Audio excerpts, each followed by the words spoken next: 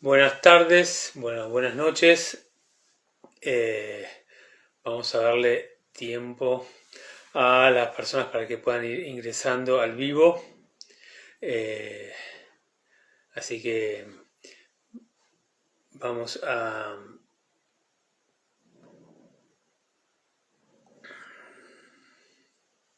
se pueda ir sumando a la entrevista.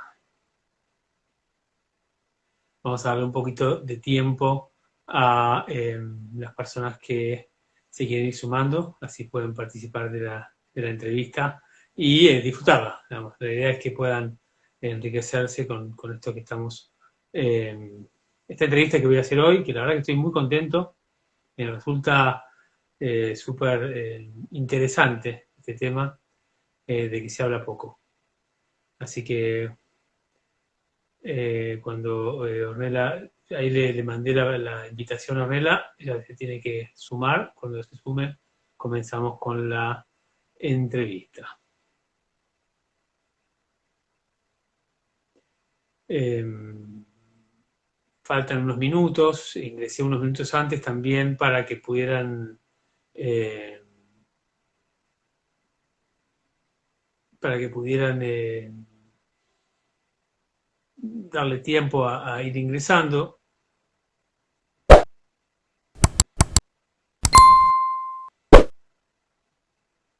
Así que así vamos participando. Ornella, ¿cómo estás? Hola Rodrigo, ¿cómo estás? Muchas ¿Viste? gracias por estar acá presente. Le vamos a dar unos No, muchas minutos gracias. a las personas porque estamos un minuto, empecé un minuto antes para justamente organizar un poco tu ingreso. Así las personas se pueden ir adentrando.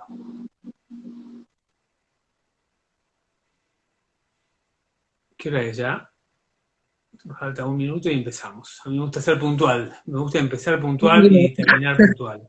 Sabes que la puntualidad para yo la valoro mucho porque me parece siempre una cosa de mucho respeto al No tiempo. recuerdo. Entonces, todo lo que hago trato de que tenga esa lógica. Y además, porque si hay alguien que le interesa el tema y dispone de una hora, bueno, que no se pueda perder el final simplemente porque nosotros nos colgamos con esto. ¿No? Eh, bueno, normalmente lo que yo hago con las entrevistas, te digo, Ornella, para que sepas, es cuando termina la entrevista, la grabo como IGTV que en Instagram, que te permite compartirla ahí. Y después tengo un gran ayudante, Fabián Mezcler, que me edita los videos. Eh, entonces él después edita el video y lo sube como video a YouTube. Entonces, Ah, buenísimo. Sí, queda. ya queda y así si ustedes lo quieren compartir en sus redes o lo que ustedes quieran, lo pueden compartir desde ahí. Este tema de la verdad es un tema súper complejo y súper necesario. Así que, bueno, si no me equivoco, ya estamos en hora, sí, son las 7. Bueno, con esto damos por empezada la entrevista. Bueno, les voy a contar un poquito cómo es que la conozco a Ornella. Ornella Tabela, junto con Sabina Otero, son dos psicólogas que cursaba el posgrado de Psicología Comunitaria en el Colegio de Psicólogos de San Isidro, y dentro de ese posgrado yo daba una materia que es la Dirección de Proyectos Sociales. Dirección y Planificación de Proyectos Sociales. A mí esta entrevista me gusta particularmente, ¿por qué? Porque me permite integrar dos cosas que a mí me gustan mucho y que tienen mucho que ver con mi vocación profesional, que es, por un lado, la clínica y los pacientes y las emociones y lo que vamos sintiendo, y por otro lado, todo lo que tiene que ver con la planificación y el desarrollo de proyectos sociales. De alguna manera, digamos, ese proyecto que vos con Sabrina escribieron en posgrado, después tuvieron su implementación cuando trabajando en la Municipalidad de San Martín y después en el derrotero de ese proyecto terminaron armando una ONG que es la que ahora están lanzando y han lanzado hace muy poco. Así que un poco para apoyarlas, porque me parece que el trabajo es súper interesante y un poco porque el tema me parece en sí mismo necesario. Eh, Doy por iniciar esta entrevista. Ornella es psicóloga. Presentate vos, Ornella. Contame contarle a la gente qué es lo que vos querés que la gente sepa y interesante del tema, digamos. Bueno, buenas noches. Gracias, Rodrigo, por la invitación. Eh, Creo que es en un buen momento justamente estamos iniciando esta ONG, entonces una cosa muy importante es poder difundir lo que hacemos, que se conozca, así que nos Okay. viene bien dentro del proceso que estamos haciendo. Y la verdad es que vos dijiste para mí una palabra que es clave, que si hay algo que es esta problemática es compleja Sí, es compleja. en sí misma, ¿no? A ver, cuento un poquito de mi historia. En realidad en esta temática yo me involucré no porque yo me haya especializado en eso, ni tuviera una inquietud particular por esa temática, sino que fue Bueno, lo que me fui encontrando digamos, en las consultas, en ¿no? O las sea, consultas, vos te contaba dónde trabajabas. sí, yo hice, por un lado, residencia, o sea, residencia de psicología en el Hospital Eva Perón de San Martín, en el más Okay. conocido como Castex. Y ahí hice, bueno, 4 años de residencia más la jefatura cuando terminé la residencia y después Okay. me incluí a trabajar en un centro de atención primaria en el municipio de San Martín, que son los centros de salud que están en los barrios, digamos. Okay. Y cuando empecé a trabajar en centro de salud, en un barrio de San Martín, lo primero que a mí me impactó fue la cantidad de situaciones de niños y niños, niñas o adolescentes que habían sufrido abuso, o sea, que consultaban por esa temática, y además las mujeres adultas que yo atendía, porque atendía mayoritariamente adultos, la mayoría, yo diría el 90% o 95% habían sufrido abuso en su infancia. O Tanto. sea, eso fue algo que a mí me impactó, sí, sí, sí, me impactó terriblemente. O sea, yo no lo podía entender, o sea, era como, esto es mucho más frecuente de lo que uno se imagina. O sea, eso fue lo primero Okay. que a mí me impactó. Y eso es lo que me llevó a decir, bueno, acá hay algo más que hay que poder pensar de esta temática, ¿no? O sea, hay que poder dar más respuestas, otro tipo de respuestas, porque justamente lo que nos estaba pasando, o por lo menos lo que nos fuimos encontrando también con Sabrina, que es con quien empezamos este proyecto juntas, un poco que nos unimos por compartir las preguntas, ¿no? Las preguntas que nos hacíamos respecto a este tema. Por un lado, la cantidad que nos llegaba, ¿no? Y segundo, que Okay. hay algo de la temática que sobrepasa a cualquier persona, digamos. Escuchar relatos de ese tipo es angustia, digamos, hay que decirlo así, porque genera Claro. angustia para el profesional también. Y a la vez es tan compleja porque atraviesa tantas instituciones la temática, ¿no? O sea, está incluido salud, está la familia, está educación, está la justicia, ¿no? O sea, como que hay mucho.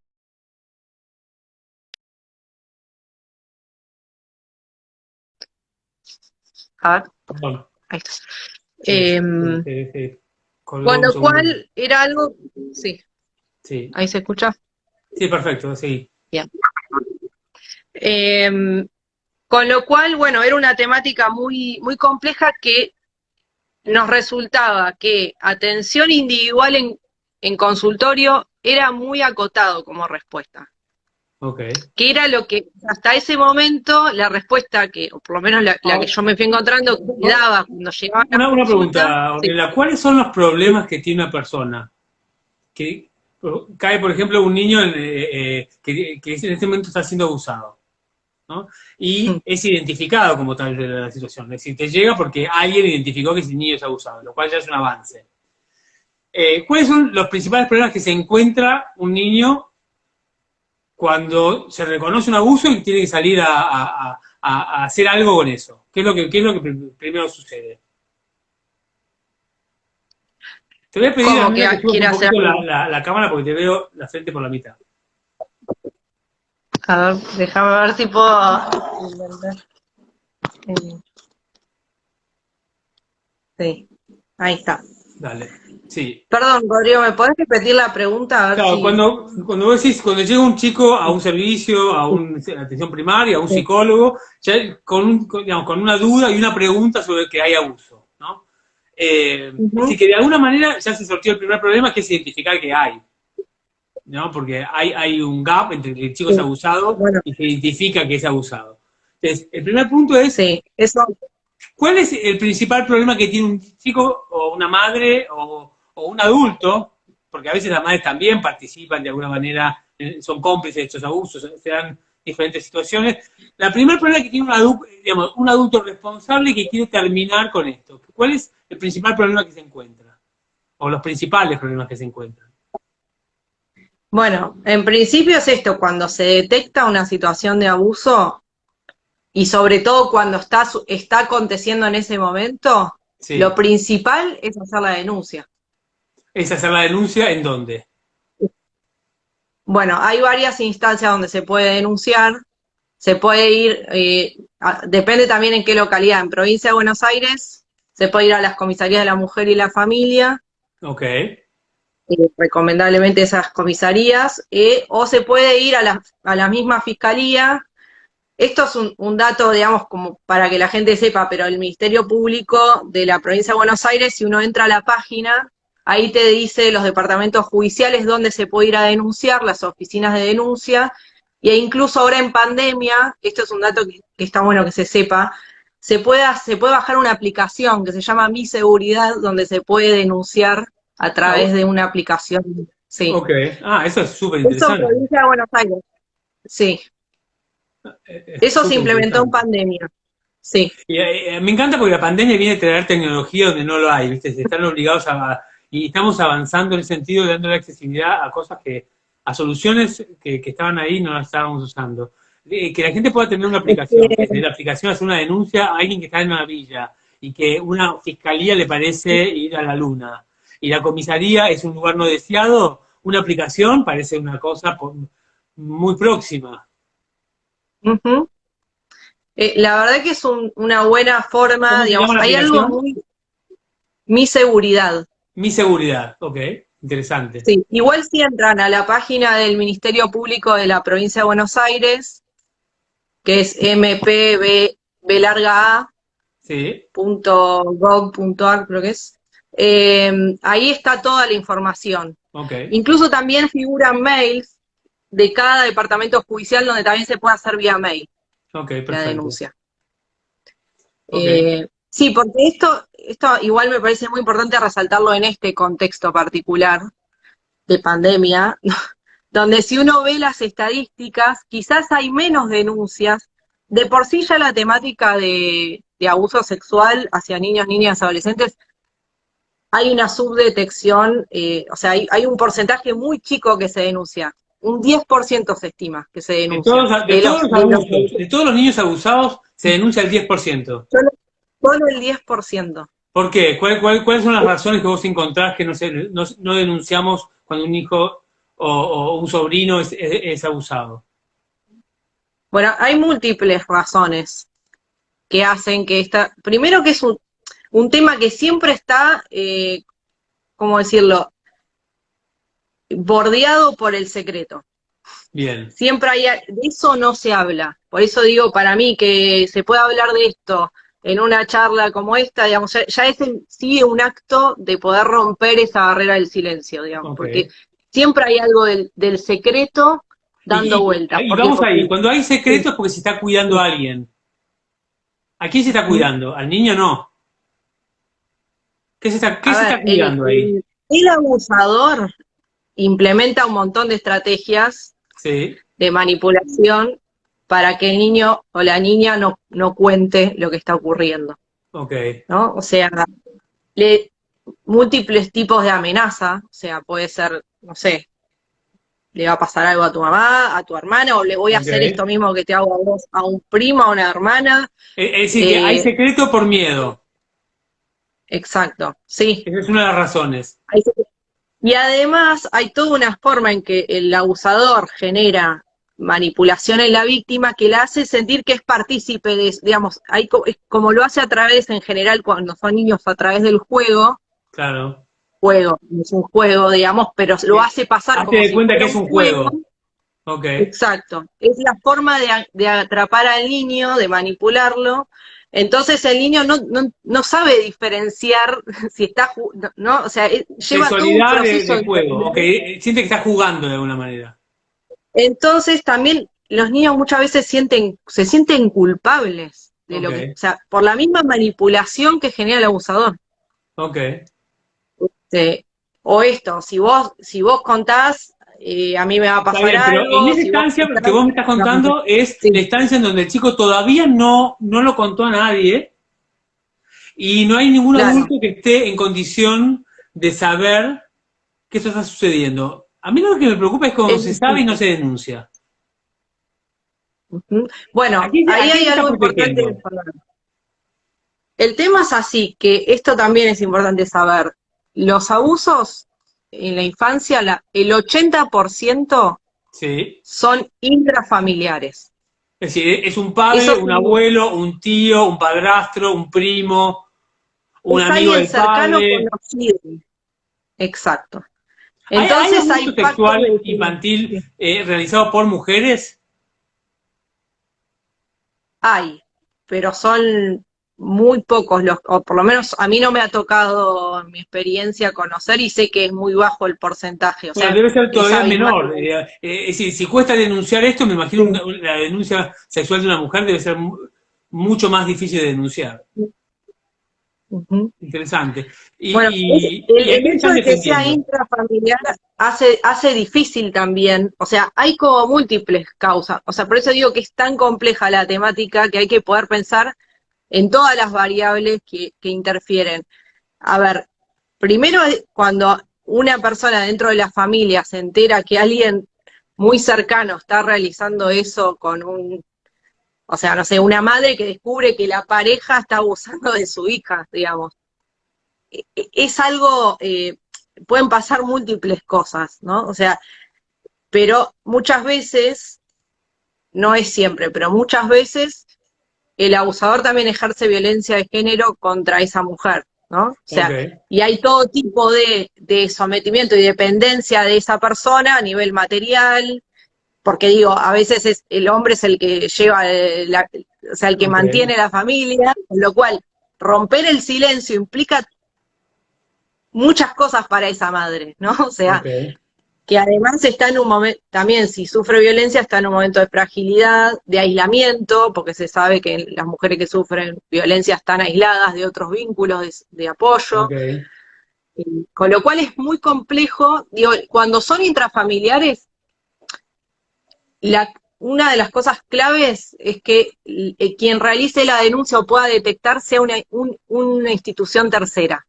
Y ahí es Ok, donde es importante el rol de la escuela, el rol de un centro de salud, ¿no? O ok, sea, porque ahí es más fácil poder detectar y hacer la denuncia que corresponde, ok. ¿no? Y en ese punto, Sí, en este contexto de pandemia es difícil porque al no haberse claro. obstaculizado por los No, y cuidados, además la pasan dos cosas. presencialidad en El las niño no va a la escuelas, escuela y el niño está mucho tiempo con el abusador en la casa.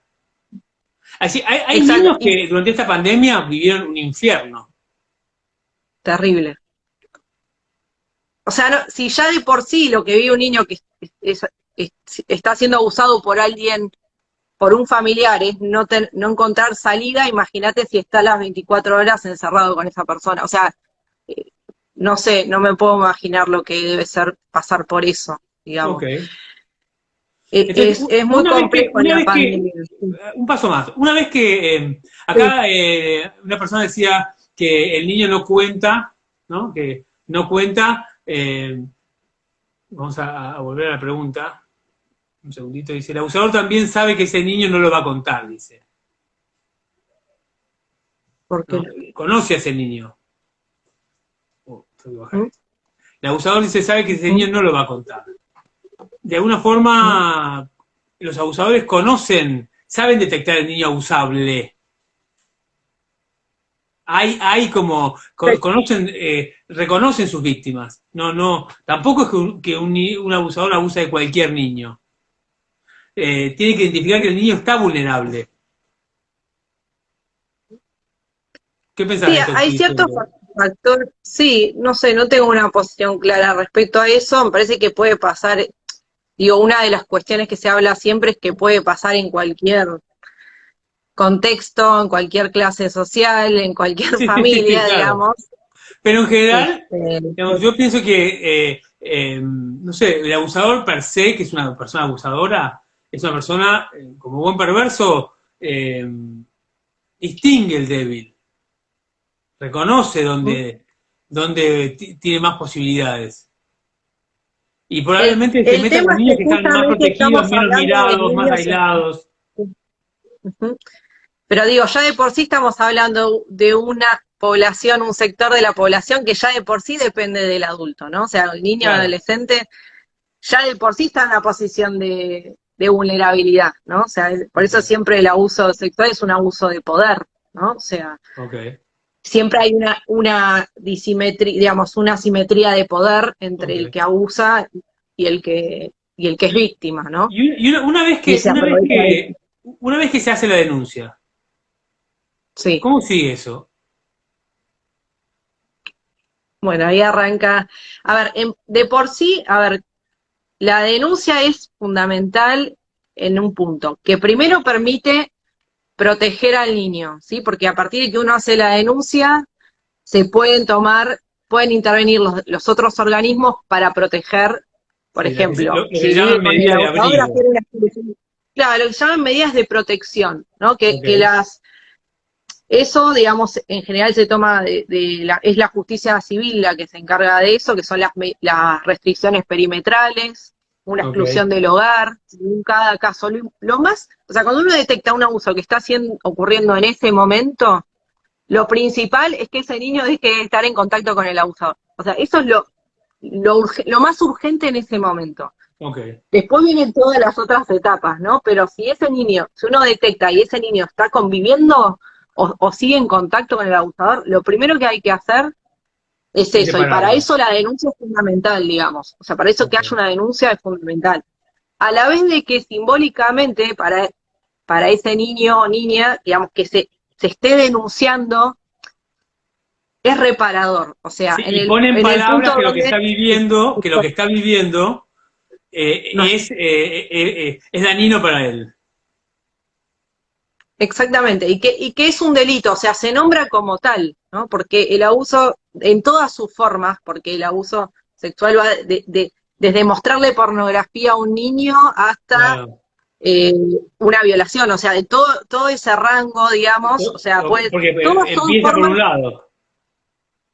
pero todos son delitos, ¿no? Porque a veces se piensa, fue un manoseo nada más, no, es un delito, o sea, tome la forma que tome, todos están tipificados en el Código Penal, digamos, Claro, y siempre hay que denunciar. Eso es perfecto. importante de conocer, digamos, ¿no? Que eso no se minimiza porque no hubo una violación, o sea, hay múltiples formas de abusar sexualmente. Por eso, bueno, lo principal, esto de denunciar implica poner, digamos, que hay una persona que está cometiendo un delito y que hay otra persona que es víctima. Ok, Y una nombrar pregunta. eso, Por ejemplo, vos tenés una sí, situación en la que hay un niño que está siendo abusado por el padrastro y de alguna manera la madre no lo puede proteger, por las razones que fueran, o por perversión sí. propia, o porque no tiene los recursos intelectuales o de carácter o económicos pero vos sabés que eso ocurre y de alguna manera el chico te Sí, lo cuenta, pero no está en tu familia. ¿Cómo intervenís ahí? ¿Cómo haces esa bueno, ahí es denuncia? donde bueno, justamente si los adultos con los que convive ese niño no lo pueden proteger, ahí con más razón quienes tienen que hacer la denuncia son adultos que están por fuera. O sea, cualquiera puede denunciar, eso también es importante que lo sepan. Cualquiera que tenga, aunque sea la sospecha, ni siquiera la confirmación, porque justamente es algo que no es, nadie es testigo de eso Claro, salvo la víctima, digamos. Entonces ok. siempre de algún modo es una sospecha, ¿no? Entonces, cualquier adulto, cualquier institución que tenga conocimiento o sospecha de que eso ocurra es ¿Y quien qué tiene que ir denuncia? a hacer la Denuncia que hay denuncia. sospecha de abuso. Sí, Así, hay Después, sospecha de es abuso. justamente la justicia es la que se va a encargar de investigar si el Porque, hecho y una ocurrió o pregunta, no, ¿no es tan digamos. difícil probar que un niño es abusado? No siempre es tan fácil. Bueno, eso es todo un capítulo, digamos, de cómo funciona la justicia con este tipo de delitos, ¿no? O sea, hay todo un capítulo en respecto a este tema, digamos, que la justicia quiere aplicar los mismos métodos que aplica a otro tipo de delitos, que donde hay pruebas físicas Contundente. concretas, Claro, claro, porque y acá por las pruebas ejemplo, son diferentes. por ejemplo, si un niño, un abusador, se hace masturbar por un niño, Sí. bueno, en el niño no van a quedar marcas concretas. Es decir, no es que Ujú. lo Es que la penetró y lo mayoría, lastimó. salvo que haya una violación, o sea, o penetración con algún objeto, pruebas físicas casi no hay. De hecho, Es ¿cómo muy, comprobás, digamos, a nivel de prueba concreta física que un manoseo? Hay otros indicadores, por eso ahí es donde entra todo otro capítulo de cuáles son las pruebas en un tipo de delito ok, ¿y como cuáles son este. las herramientas que la justicia usa para determinar eso? Bueno, primero está, o sea, lo que se considera lo más importante, que es el relato de la víctima, Del que es niño. que se hace en cámara Gesell, Ok.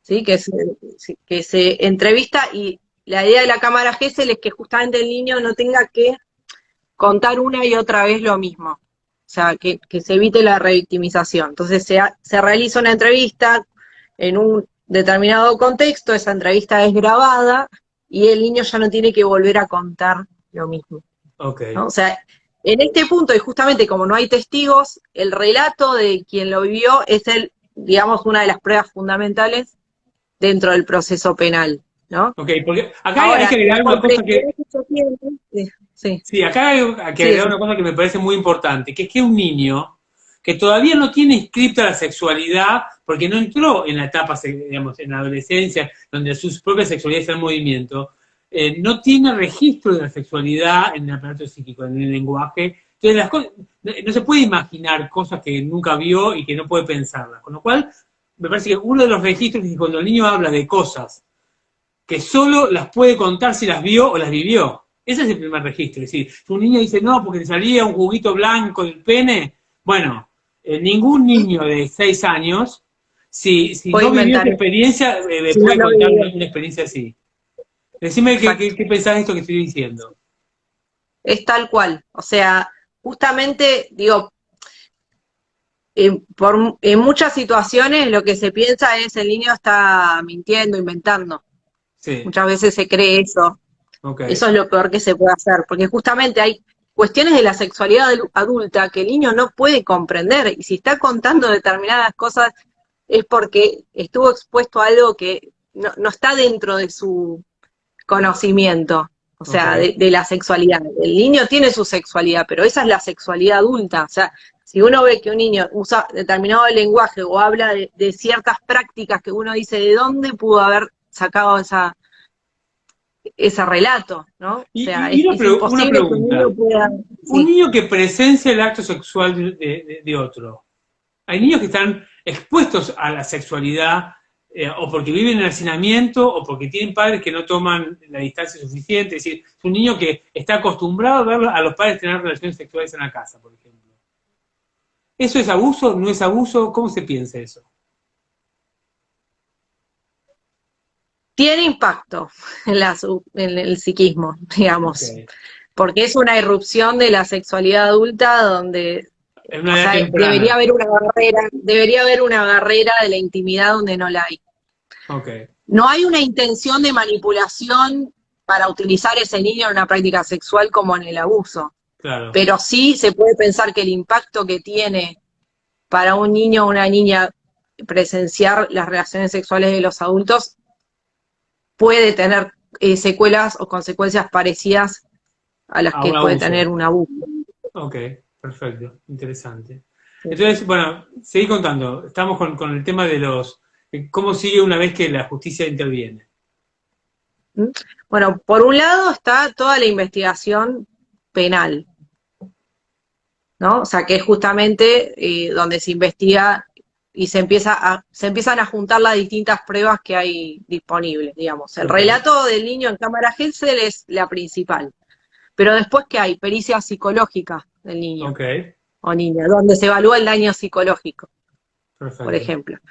Otra prueba importante puede ser el informe de un psicólogo o psicóloga que está teniendo ese niño o niña, ¿no? Donde pueda dar cuenta de algunos indicadores de que ese niño estuvo expuesto a una situación de abuso. ¿No?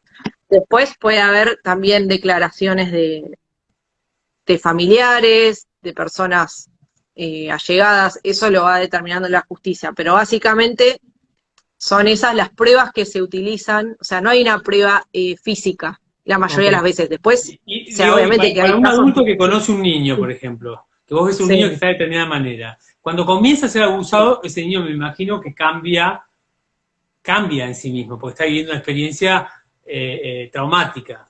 ¿Y cómo uno que, sin saber que eso está sucediendo, sin saber que eso está sucediendo, empezás a notar ¿qué indicadores te puede dar la pauta de que un niño puede estar sufriendo abuso sexual? Sin que te lo cuente, digamos, que lo ves raro. ¿Cómo sería eso? Bueno, esto es todo otro capítulo, porque justamente hay un montón de indicadores de diferente especificidad, ¿no? O sea, hay algunos que son indicadores, digamos, casi seguros de que hay abuso, que son quizás los más concretos, como puede ser una lesión en la zona genital o anal, por ejemplo.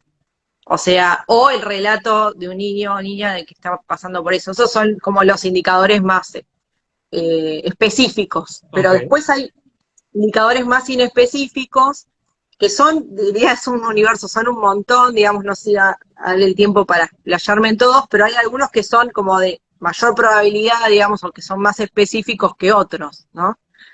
Y que también depende, a ver, esto es importante saber, cuando un niño sufre abuso sexual, el impacto que tiene es traumático.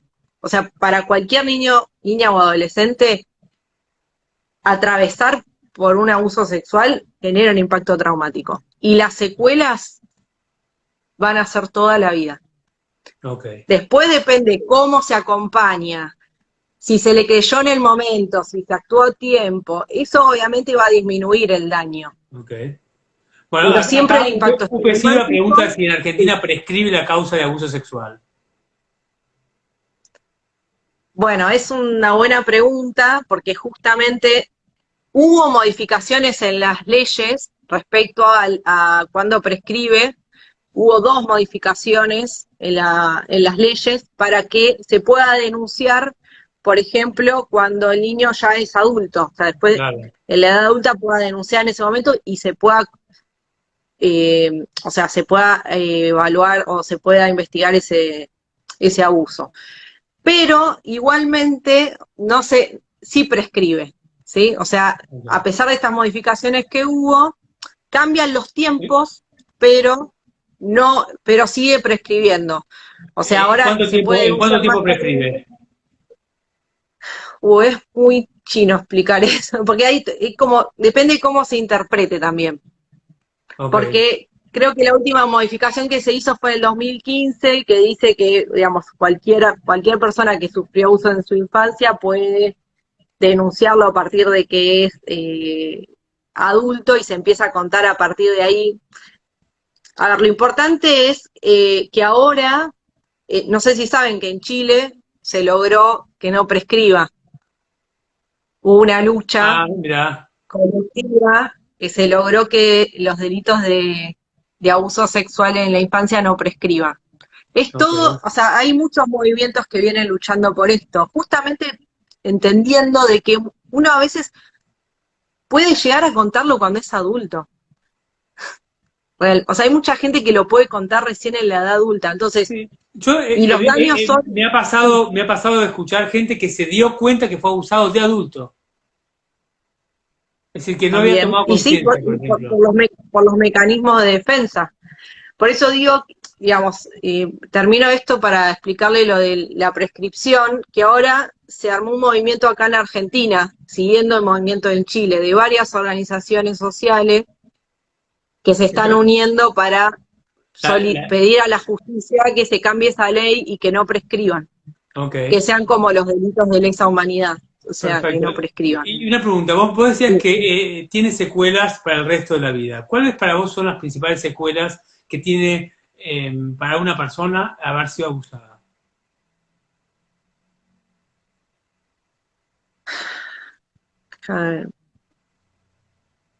A ver, como todo trauma, o sea, uno puede identificar como efectos de estrés postraumático, ¿no? O sea, hay algo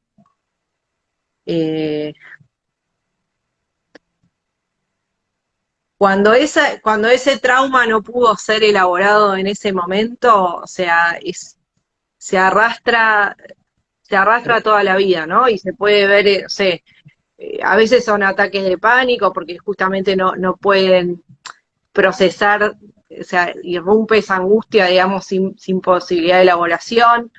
A veces hay intentos de suicidio, o sea, eso es uno de que se da bastante. A mí lo que primero que me surge pensar es que un niño o un adolescente que sufrió abuso sexual va a tener como secuelas en dos áreas que el abuso sexual implica. Uno es en su propia sexualidad. Es decir, me parece que alguien que fue abusado, alguien que no fue abusado, inscribe su sexualidad de una manera nueva, con lo cual tiene que elaborar su vinculación con la sexualidad de un lugar menos peligroso, porque ya se describió que la sexualidad es algo, en principio, peligroso en algún punto. Y después me parece que hay otro aspecto que también me parece interesante para estudiar y analizar respecto de las secuelas del abuso, que tiene que ver con la relación con el poder. Porque esa persona fue, de alguna forma, sometida al abuso. Entonces, y quedó en una forma pasiva siendo abusada. Muchas veces víctima. Entonces, no quedar el resto de su vida como una víctima y vivir como una víctima. O quedar en una posición pasiva frente a la autoridad masculina, por ejemplo. Me parece que ahí hay cosas que son interesantes para hacer como un doble clic respecto de cuáles son los lugares que esa persona tiene que volver a recorrer y volver a reescribir o recontarse o vivir una experiencia distinta. Me parece que la sexualidad y el poder son dos temas que definitivamente, bueno, y uno podría decir por obviedad, el cuerpo. ¿No? ¿Cómo es el cuerpo de alguien que fue abusado? Una de las cosas que se ve bastante, y de hecho hay investigaciones sobre eso, de que muchas personas que tienen alguna patología alimentaria, o sea, bulimia, anorexia, muchas han sufrido abuso en su infancia. Bueno, el otro día una persona... La relación al cuerpo, la sexualidad está muy atravesada en ese tipo de... Bueno, Fabiana Cantilo dijo en una entrevista que ella, hablando sobre adicciones de Chano, Carpentier, que está internado, y hablando sobre ese tema, ella dijo que ella tenía una teoría que no puede probar, pero ella cree que atrás de toda adicción seria hay situaciones de abuso. Bueno, también los consumos problemáticos, adicciones, también suele ser una de las secuelas, digamos. Secuelas de gente que no termina de procesar ese trauma es y que lo termina tratando de tapar con droga. Por ahí nunca lo pudo decir, o cuando lo dijo, no se le creyó. Claro. O se lo culpabilizó, peor aún, porque la cantidad de relatos, digo, eso va cambiando también generacionalmente. Las generaciones anteriores, cuanto más atrás te vas, o sea, más difícil era contarlo, y cuando se contaba era esto, se culpabilizaba al niño o a la niña por haber hecho algo. Bueno, yo contaba en un video anterior, conté de una persona que me contó que el día que le contó a su madre que su padrastro estaba abusando de él, y él tenía, no me acuerdo si 8 o 10 años, en ese momento la madre estaba cocinando con la masa, pisando milanesas, y le pegó con la masa en la boca. Le voló 4 dientes por estar seduciendo al padrastro. A mí me pareció del orden de lo siniestro. Es decir, que me parece que hay una idea bastante dura, ¿no? De pensar que algo habrás hecho, ¿no? Me parece que algo habrás hecho un niño seduciendo, estabas vestida inadecuadamente, estabas en un lugar que no correspondía, estabas ¿no? Hay mucha justificación o culpabilización de la persona que fue abusada de alguna manera. Eso es como muy terrible. Imagínate lo que es haber pasado por eso, que cuando llegás a poder contarlo, porque hasta que te animás a contarlo, y cuando lo contás, la persona que debería protegerte te dice, es tu culpa. O sea, digo, el impacto de eso es devastador, es devastador. Sí, esto que decías vos de adicciones, bulimia, anorexia, intentos de suicidio, autolesiones. Claro. Suele Okay. haber muy baja autoestima en esas personas que han Baja vivido autoestima. situaciones así. Sí, Ok. ¿Y por qué también. baja autoestima? Y porque yo creo que justamente los cuidados, las figuras parentales que generan la confianza del niño, o sea, el cuidado y la confianza del niño, fallaron O sea, ¿sabes, totalmente, Pamela, que digamos. cuando yo este año decidí empezar a publicar frases y cambiar mi Sí. Facebook de un Facebook social para hacer un Facebook más vinculado a lo que yo trabajaba? Y yo iba publicando frases que estuvieran escuchando, que me gustaban, o que yo iba repitiendo en la clínica y los iba repitiendo. Y un día me empezaron a llegar de a 500 invitaciones al Facebook por día. Es decir, que prácticamente en 4 o 5 días recibí 4.500 invitaciones. Digamos, si ven mi Facebook hoy, tiene 5.000, no tiene más porque no puede, por eso tuve que abrir una fanpage. Y la, para mí, digamos, yo no lo tengo muy claro por qué sucedió eso, más allá de los algoritmos de, de Facebook. Lo que yo creo que sucedió es que yo publiqué 2 frases con 2 días de diferencia, y esas 2 frases se hicieron virales. La primera frase que publiqué fue que cuando un padre o madre abusa de un niño, el niño no deja de amarlo, pero deja de amarse a sí mismo. ¿No? Esa frase, que es muy similar a lo que vos estás diciendo, se hizo automáticamente viral. Es decir, porque la gran paradoja de que uno sigue amando al abusador en algún lugar, eso es un agujero negro, me parece. Porque la persona que te dañó lo amás, entonces, si la persona que te dañó te trató como una mierda, entonces vos sos una mierda, Es que es básicamente. el momento en el que uno constituye su identidad. Su identidad O sea, y su registro del propio valor, ¿no? Y la segunda y frase que bueno, yo puse, que fue que lo mismo, tuvo que ver con cuando a un niño se le dice que acá, bueno, Fabián dice, esa me marcó por el resto de mi vida, dice, ¿no?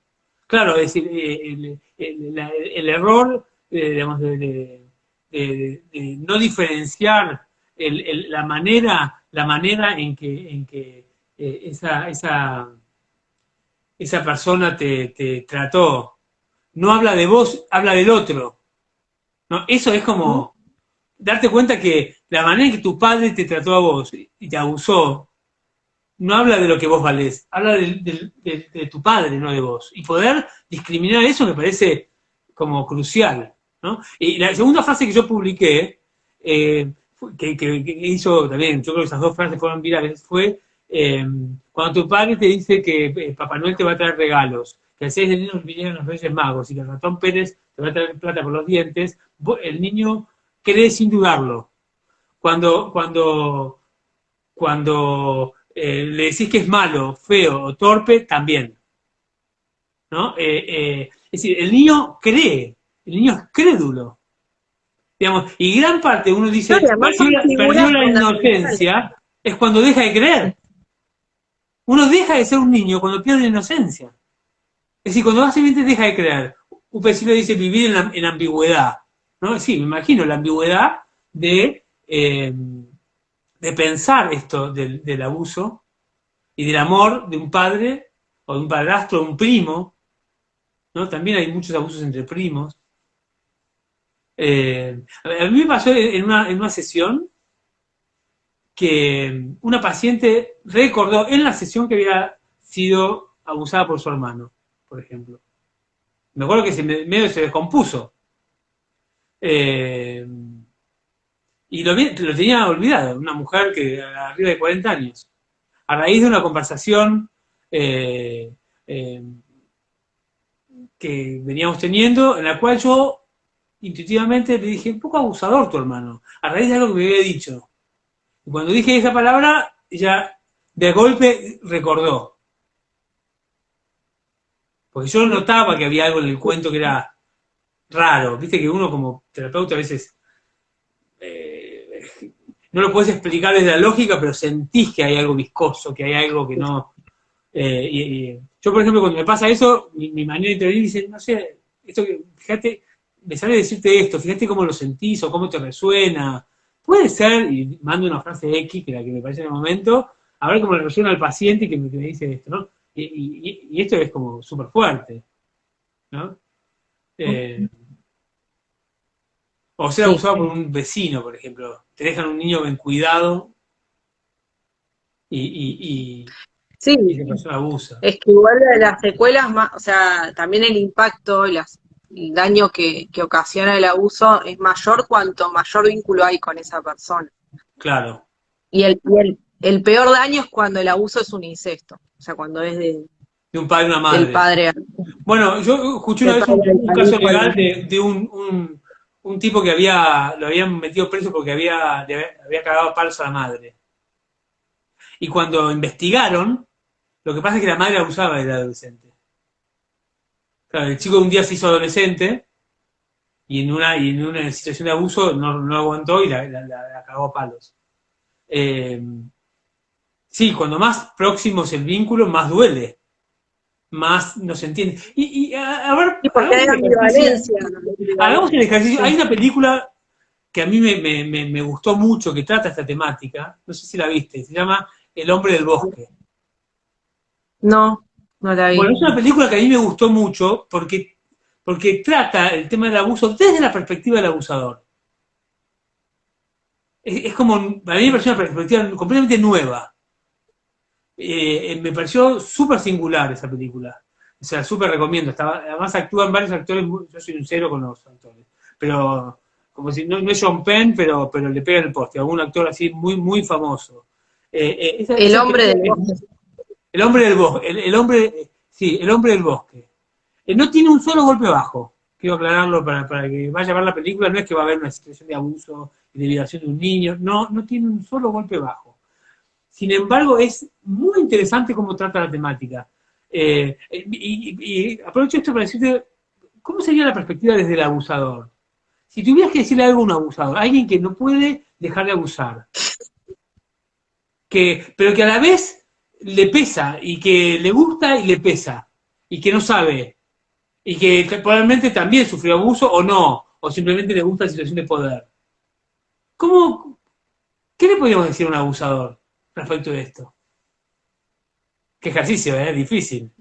No pueden ni No, pensarlo. no sé si le puedo No, decir algo. ¿sabes por qué te O sea, pasa eso? Porque estás yo muy acostumbrado a trabajar con las víctimas. Entonces es muy difícil sí, hablar con los abusadores. de hecho uno en el trabajo con los pacientes no entrevista al abusador, o sea, no lo Bueno, incluí dentro de, no lo incluís. no, o Yo sea, creo que hay no. que integrar, Ornella, hay que integrar, porque si no, ¿cómo vamos a parar el abuso? Me parece que hay gente que evidentemente si es capaz de dañar a un niño, es porque hay algo roto dentro de él. Y necesita romperlo A ver, yo afuera, sé que hay personas que se dedican a eso, o sea, que hacen grupos con con personas que abusadores. han, sí, Sí. en prisión. No En conozco el prisión, trabajo que hacen, claro. pero sé que hay. O sea, yo nunca me metí en ese tema ni investigué ese tema, pero sé que hay eh, A mí me psicólogos parece que que trabajan. mi recomendación es que lo investigues, porque vas a entender más esa psicología y entendiendo la perspectiva de un abusador, vas a poder prever y leer cuando eso está sucediendo más rápidamente. Lo que pasa es que lo que nos pasa es que el abusador es la sombra de la sociedad, es lo oscuro y lo rechazamos. Pero cuando rechazamos ese abusador que está en nuestra sociedad y que forma parte de nuestras familias, rechazamos algo muy nuestro también. Entonces, a mí me parece que si yo siempre cuando me gusta tratar los temas, me gusta integrar los polos. Porque me parece que el gran ejercicio que tenemos como individuos, como personas, tiene que ver con integrar.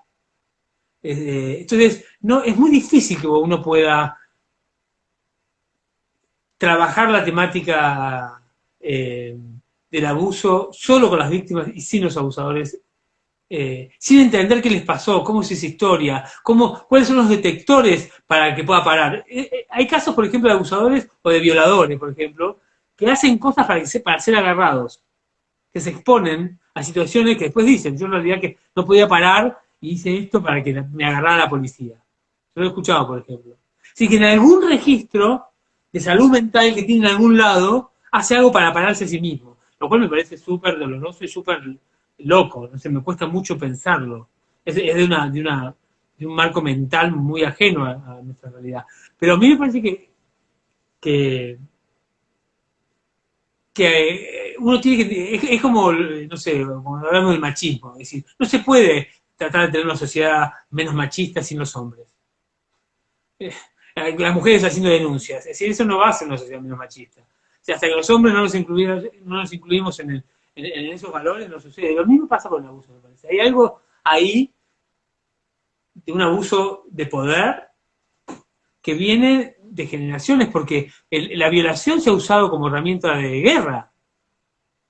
Ha estado validada. En la antigüedad, el señor feudal tenía lo que se llama el derecho pernada, que era la posibilidad de violar a la mujer que se casaba en la noche de bodas. Entonces, en nuestra sociedad, el abuso de poder vinculado a lo sexual tiene una historia. Y un poder que ha estado hasta legitimado desde muchos lugares de poder. De hecho, la violación, por ejemplo, ha sido una herramienta de tortura en este país en la década infame. Acá, digamos, dice que el abusador siempre fue abusado, pero no necesariamente quien fue abusado abusa, dice Lupe. Silva. Sí, es cierto eso. Entonces, bueno, es interesante eso que estás trayendo de eso. ¿Por qué alguien que fue dañado no reproduce ese dolor afuera? Es una pregunta que a mí me parece que como sociedad tenemos que... Porque no es solamente el abuso sexual es la única manera que uno daña, porque el dolor... Son maneras de procesar el dolor. Yo en los videos hablo mucho de las emociones, ¿no? Hay que cortar la cadena de victimización. Dice.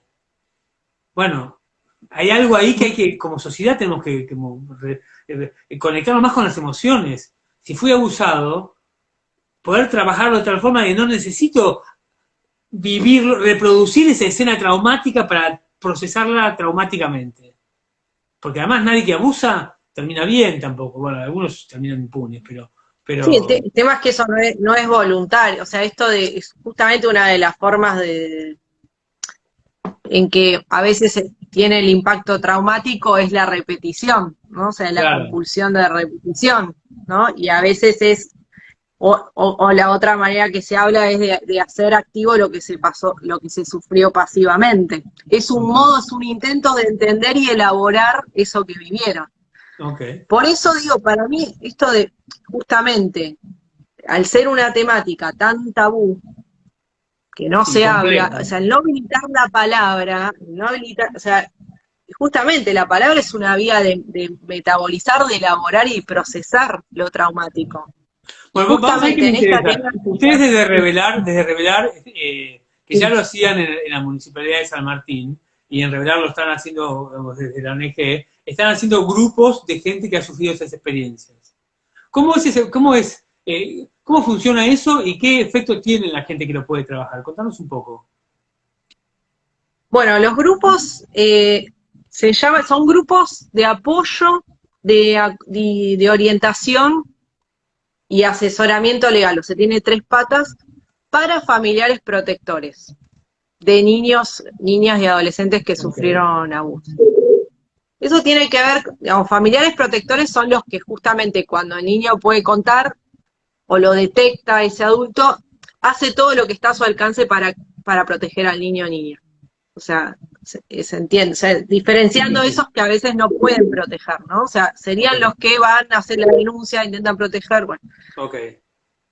La tía, Todos la esos abuela. familiares, sí, y muchas, bueno, en nuestra experiencia la mayoría son madres, Madres, ok. madres protectoras. Buenísimo. Y la verdad Madres, es que madres esas que son madres, madres. Madres que maternizan, digamos. como, exacto, que pueden cumplir su Porque, rol, sí. de madre, El tema, porque la otra solo parió. ujú. Bueno, justamente ahí hay que ver esa historia, digamos, hay que ver si ella puede salir de esa situación para poder proteger, ¿no? O sea, por eso Ok. digo, hay que mirar Todo, todo, integralmente todo, la todo el situación espectro. para... Ok, Sí, interesante. sí. Lo que nosotros encontramos en estas madres es que muchas, diría la mayoría, sufrieron también abuso en su infancia. Ok, No habiéndolo hablado jamás en la vida, digamos, con ok. nadie, o esto, habiéndolo contado y no se creyó, bueno.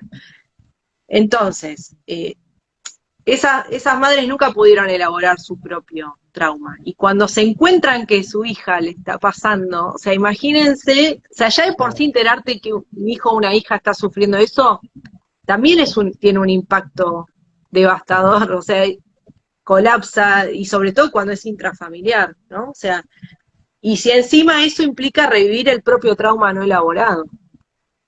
Claro. O sea, esas Es madres sufrirlo en dos pasan... tiempos. Es sufrir el abuso de Sí, tu hija y además revivir el propio. exactamente, no elaborado, porque es No, no, eso. Entonces, eso realmente, esas madres, que además después tienen que hacer toda la parte legal, que realmente muchas veces se sufre revictimización desde la justicia, lamentablemente. O sea que en lugar de orientar, contener, dar información, nada, no te dan información, te sentís desorientado, no te dan respuestas, tenés que ir una y otra vez, te archivan las causas y no te explican, bueno, hay un montón ¿Cuántas? de cosas, Eso es que todo eso interesante. se suma al Sí. sufrimiento, sí. ¿Cuántas No, causas digo, que se inician terminan con una condena concreta? bueno, estaría buenísimo poder hacer esa estadística. Si querés, Rodrigo, termino la idea de los grupos y Dale, paso dale, a termina hablar de de idea eso, los así grupos. no se pierde. La idea nuestra es que digamos, lo que nosotros nos encontramos es que esas madres, digo madres pues son la mayoría, pero hay otros, Sí. hay padres también, eh, pasan por un infierno realmente, o sea, emocionalmente están pasando por una situación muy crítica y a la vez tienen que estar sosteniendo a ese niño o niña, porque digamos, tienen Su esa necesidad de responsabilidad. contenerlo y protegerlo, pero a la vez en un estado de gran vulnerabilidad. Y a la vez no pudiendo hablar de eso con nadie. ¿Por qué? Porque Ok. cuando la madre dice, mi hija Pau, si le llega a contar a alguien, ¿qué es lo que mira la sociedad? ¿Dónde estaba la madre cuando eso pasó? O sea, se Claro. culpabiliza más a la A la madre. madre. ¿Cómo no se dio cuenta antes? ¿Dónde estaba la madre? O sea, la mirada sospechosa va sobre la madre y no Ok. sobre el abusador. No Entonces, solo eso sobre hace el que esas abusador. mujeres, las mujeres se terminan pasando por todo eso sin poder hablarlo con nadie. Imagínate pasar, Dios, todo lo que implica enterarse, que encima era alguien de la familia, que encima vos lo viviste en tu infancia, estás reviviendo eso, a la vez tenés que, lo que se les impone de tengo que estar fuerte, me tengo que demostrar fuerte para sostener a mi hijo, mi hija que está pasando por eso. ¿Dónde está la válvula de escape para eso? O sea, ¿en qué se apoyan esos familiares Ok. protectores para Y poder eso es un poco la hacer función del su función grupo. de sostén? Y el Claro. grupo justamente ese espacio de apoyo mutuo, porque pueden por primera vez muchas veces hablar abiertamente de lo que les pasa con esa situación. Ok. Y además Porque nadie te puede entender que no haya pasado por ahí. eso es así. O sea, Porque la sensación de que vos uno sabés puede ser lo que empático, es pero una cosa enterarte es ser que tu empático y hija... otra cosa es haber vivido la misma experiencia. Exacto. Hay algo de eso que opera, digamos, inmediatamente como un alivio de decir, yo por acá puedo hablar y nadie me va a juzgar ni me va a culpabilizar. Y eso inicia la posibilidad de que esa persona pueda elaborar lo que está viviendo. Y de esa manera estar más disponible para acompañar a Ok. su hija o a su hijo en el proceso, ¿no? es súper interesante el espacio grupal, ¿no? O sea, Ok. justamente lo grupal permite romper con esa soledad, que no es lo mismo sobrellevar toda esa situación tan difícil sola, que en grupo. O sea, es un abismo, digamos, ¿no? Apuntamos a eso con los grupos. Y No, funciona además, muy bien. el ejercicio de hablar en voz alta y ponerlo y sacarlo del cuerpo, porque hay algo que se exorciza cuando uno lo Bueno, puede decir a un otro que empatiza.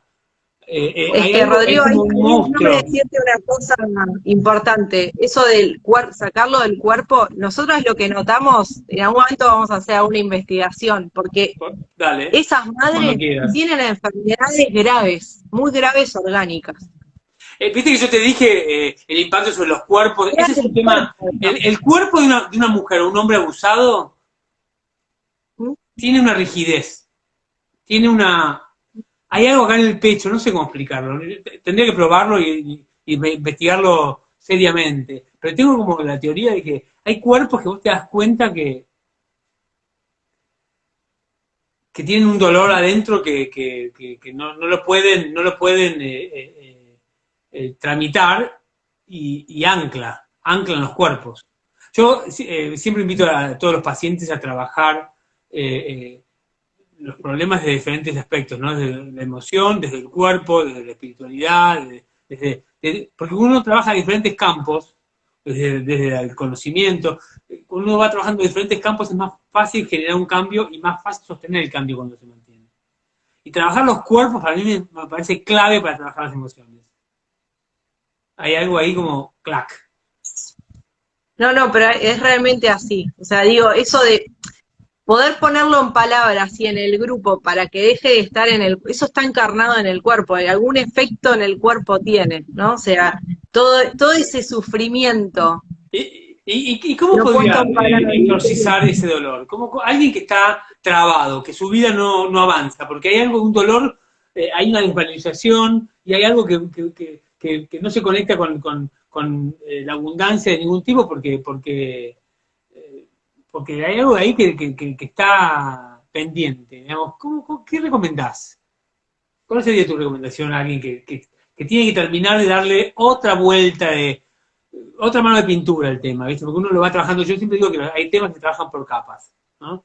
Y son capas de conciencia, uno va entendiendo, pero necesita volver a pasar por ahí, y trabajarlo a veces desde lugares muy distintos. ¿Vos qué le recomendarías a una persona que ha sido abusado y que todavía siente que hay un lugar donde tiene que seguir trabajándolo ahí?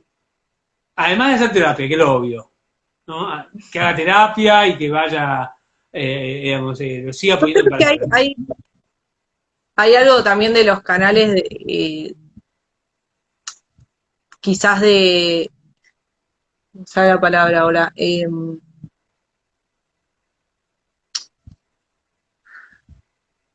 no, estaba pensando en esto, de sublimar, o sea, de Okay. poder canalizar algo de eso a través, puede ser de algo artístico, puede ser también, hay algo muy reparador, que eso también lo experimentamos en los grupos, cuando una madre hace todo el proceso y después quiere ayudar a otras madres. Ok, perfecto.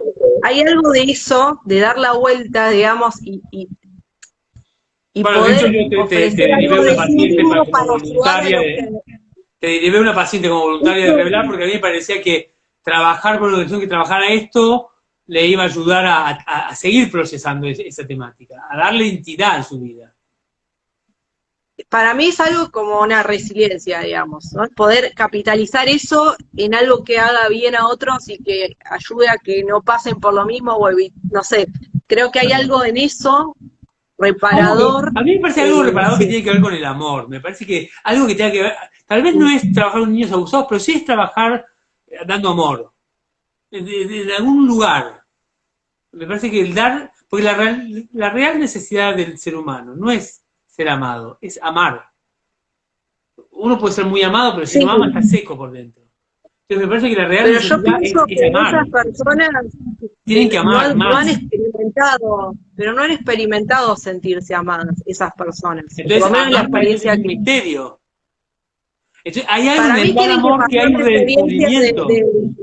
porque va y Sí. vuelve, va y vuelve, va y vuelve. Hay algo ahí muy reparador en salir a amar al mundo, digamos, en actividades que tengan que ver con amar a otros, cuidando niños, cuidando viejos, no sé. Pero que no sea algo sacrificial, porque No, yo no, lo que escucho a veces es que hay una posición que implica, digo, muchas personas que han pasado situaciones de abuso o maltrato, que en la vida andan por la vida en un modo sacrificial, ¿no? O sea, y para mí como que el recorrido es poder cuidarse, sentirse que amado por alguien, que es una experiencia que quizás nunca la vivieron, claro. para después poder pasar a dar, Amar, pero sí, desde tienen otro que vivir lugar. una experiencia de No, amor. no desde lo- Ok, hay personas que probablemente sientan el amor que les dio una abuela, o que les dio un tío, o el amor de alguna manera, y agarrarse con esa experiencia y reproducir, porque en realidad lo único sanador es el amor, no hay otra cosa. Acá me están diciendo que ya es la hora. Eh, A la chica que preguntó lo de Chile, que se llama, el movimiento que hay acá en Argentina ahora se llama Derecho al Tiempo Argentina y se puede buscar por Instagram, ok, por Facebook y que ahora creo que mañana van a hacer una jornada. ok, Así que si les interesa el tema de la prescripción de las denuncias. Sí, Bueno, claro. parecía mucho tiempo y es poco tiempo. Sí, ¿Viste? Es se un tema pasó súper rápido. interesante que da para muchas cosas. Yo me quedo con ganas de seguir hablando. Tal vez en un Sí. tiempo volvamos a tener otra. Tal vez con algún aspecto de esto y profundizar más. Así que Claro, si hay alguna poder temática que a vos te parece algo que que específica que se puede profundizar en el futuro, volvemos a hacer otro vivo y vamos por más.